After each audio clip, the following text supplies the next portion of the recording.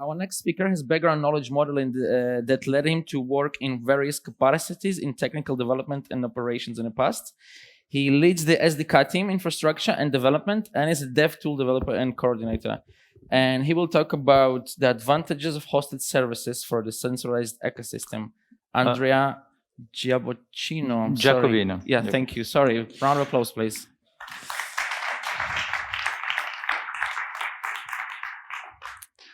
So I think the presentation title has changed lately, so we're not going to talk about this, but anyway.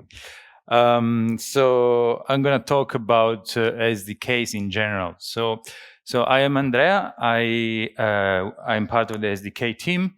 I work with Ape Unit in Berlin. That is my handle, my profile picture. You can probably see it in the channel that we use for communicate on the forum and other thing.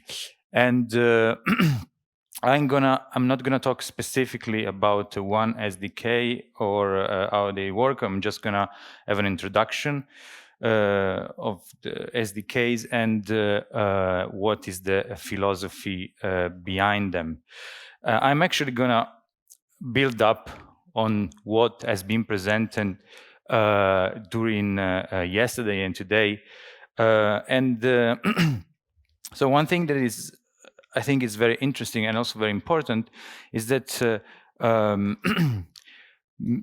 teams are very focused in make the things right for their scope.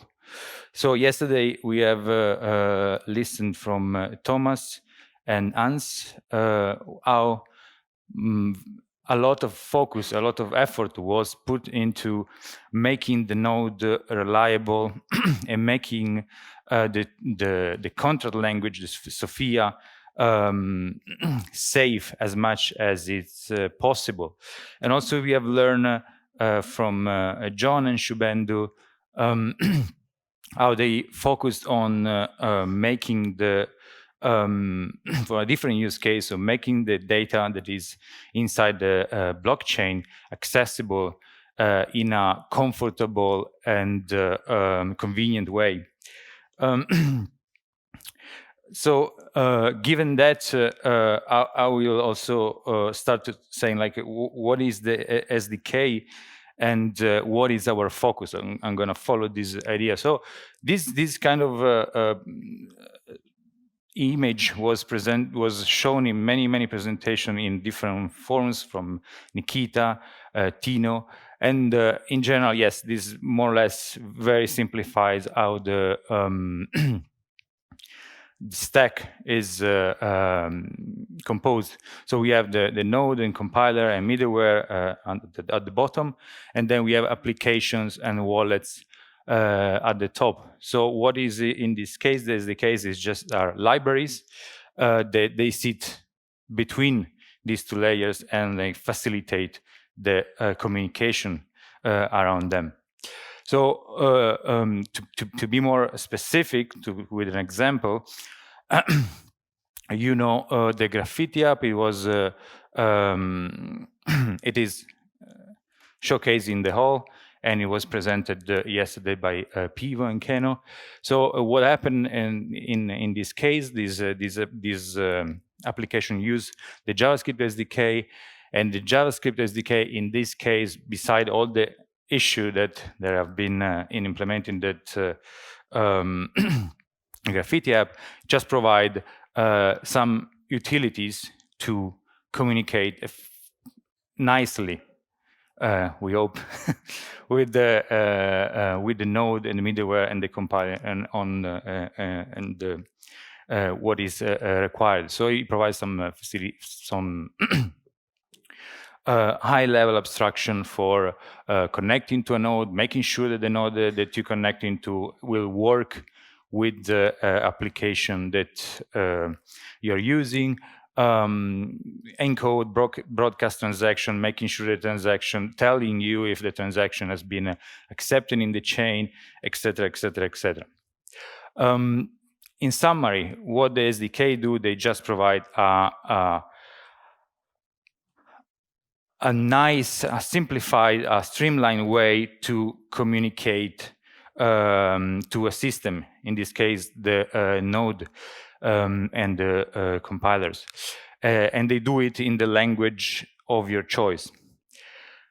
As long as this is a language of your choice. Now we have this support for these languages, so JavaScript, Python, Golang, Elixir, and these are sponsored by Eternity. And then we have one mention is to the Java SDK that has been community provided. I want to talk about what are the critical factors in developing SDKs. So the SDK, they don't have a specific identity as it has the node or as the middleware or an application. They're just a layer to help you. So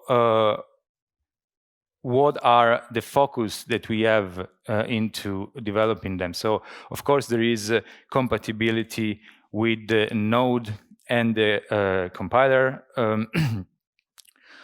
to provide access to the new functionality that have been implemented in the node. Also, one other point of input for us is feedback from the community, because the communities are the one that are going to be using the SDK. So those feedbacks are very important for us.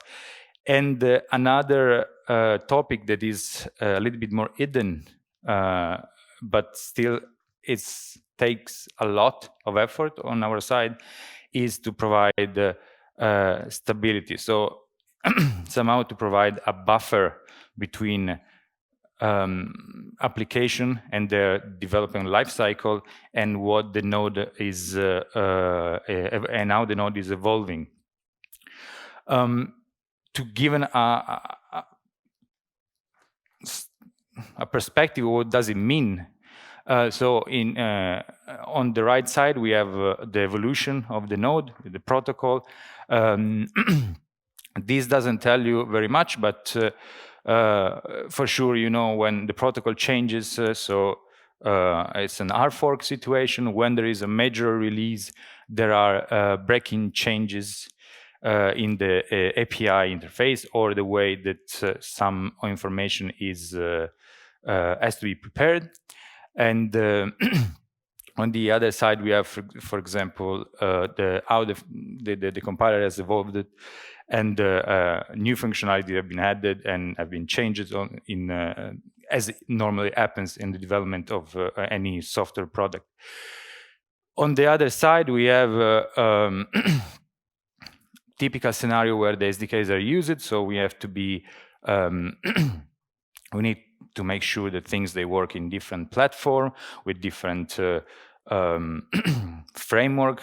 I'm mostly talking about JavaScript here because it's a little bit the king of the SDKs in terms of building application. Then we have like different environments, so browser, different browsers, Node.js, different building tools that, as if you are familiar with JavaScript and JavaScript technology, they tend to evolve quite quickly and create some problems sometimes, let's say. Also, we need to take care of things about size of SDKs. For example, again, for the JavaScript, it's very important to have it very small because it's going to be part of something that every user has to download, etc., etc., etc. So we are a little bit in between of these two words, and we try to negotiate it in a way that is satisfactory for hopefully for everybody. One of the most common feedback we receive is too fast, too slow kind of feedback. So somebody is telling us like, you need to be faster in supporting what is coming up, and somebody tell us that like I don't want, I never want to update the SDK. So just be slow in this. So again, this is a situation that we have to negotiate, and we try to do it. How we try to do it, like so. As a principle, like we guarantee support only for stable releases of the node. So if you build the node from master, to speak, then you are on your own. I mean, we don't guarantee support for that. We guarantee only support for stable release. Also, we try to announce important releases, and by important releases means that contains potential breaking changes, implementation that we try to announce it 2 weeks, 3 weeks before we actually do it. Not always is possible, but this we try to do it. So we are not gonna release, even if a new node, a new feature is out, but we have somehow, we know that the change is gonna be problematic. We will not release it immediately, because for us it's very important to keep what is already there working, and not to break stuff for other people. One typical case of this situation is like protocol changes. So protocol changes is something that can be traumatic, because just like from one block to another, the protocol is different. So in this case, what we do in general, we try to do now. We had like 3 planned. This is going to be the 3rd hard fork situation. We try to always have releases that they are compatible with different node versions and different protocol. So you can upgrade to that version, and this version, they are gonna let you to transition, hopefully without any hiccup, to the next protocol version or node version. So this is like the philosophy that we have for the SDK. So which one to use, why we have these SDKs here. So we have JavaScript 1. It's usually the most updated one in terms of features. Nazar is going to talk about this, I think, after me. Then we have a Python one. It's easy to understand. Everybody, it's a very popular language, so it's also easy to use it as an example for other people to understand what is going on. We have a Golang for situation where like performance or more strict type checking is required.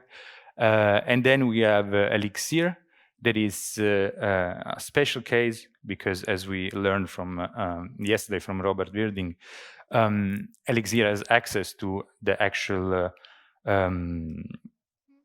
library and interfaces of the node itself, so it can interact very, very tightly with the node itself. And of course, then Java. I mean, it's Java is there. That is all for my side. I just want to reiterate, like, please, if there are any issues and you need support, use the forum. We are active on the forum, and we can we try to be to reply as soon as possible. If there are issues or feature requests, use GitHub. This is our entry point for any feature request or bug report. And if for changes that are more like broad, that are topics that are more design level, please use the AX. We on the SDK teams, we follow the direction. Once they are accepted, we implement how things are specified in the in the expansion repository. That is all from my side. So thank you very much. Right. Let's take some questions. Oh, yeah. Excellent. Thank you. You mentioned that there are the 4 SDKs which are supported by aeternity, and then there's one community SDK. The first 4, do they share a similar release cycle, or do they operate like independently? They mostly operate independently, and it is mostly related to what the user we know, and what the user that we know that are using the things, and what they prefer. So for the cannot go back, but for JavaScript 1, it tends to be quite often, like the release cycle. We have a scheduled release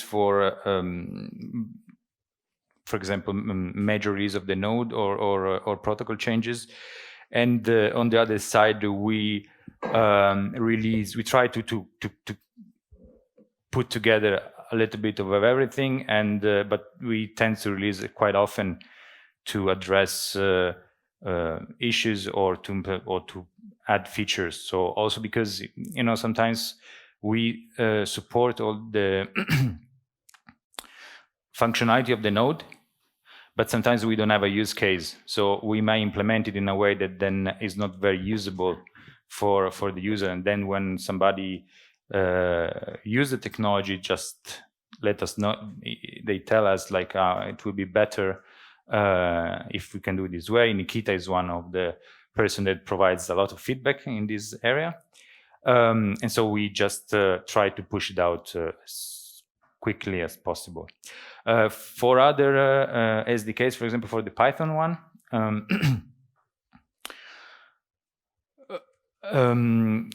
for what I know, mostly stability is what is requested, not and so like in this case, this is more important than be very up to date with the latest feature.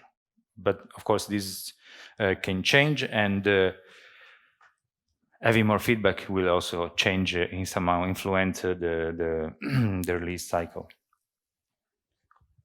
Okay. Follow-up question.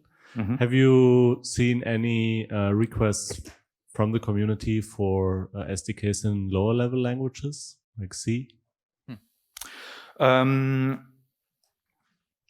No, but I know that there was some interest to do in somebody maybe started to do it in .NET, and there was also an interest to do it in Rust. This one I know. I think there was somebody, maybe Alexei from LimeChain, that also once mentioned to make one as C++ implementation, but I don't know how that went. Awesome. Any more questions, guys? No? Okay. Round of applause for Andrea. Thank you. Thank you.